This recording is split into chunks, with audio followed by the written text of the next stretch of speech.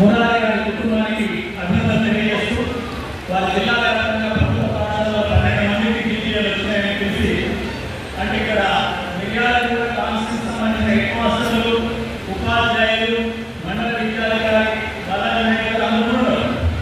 వారితో పాటు అదనంగా చిట్యాల నెహ్రూ స్కూల్ నుంచి వచ్చారు, శాలిగ్రామ మండలం నుంచి వచ్చారు, తర్వాత అందరూ మండలం నుంచి వచ్చారు. అక్కడ డీజీ వచ్చినారు.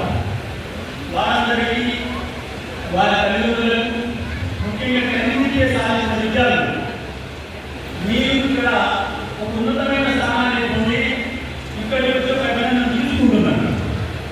ఈ సందర్భంలో ఆ విద్యార్థులందరూ నిర్ణయం తీసుకుని మేము సమయాన్ని వృధా చేయాలి, మీకు మాకు అందుబాటులో ఉన్న ప్రతి అవకాశాన్ని వినియోగించుకుంటాము, మాకున్న ఆర్థిక ఇబ్బందులు ఏవి కూడా మేము పట్టించుకోకుండా అధిగమించి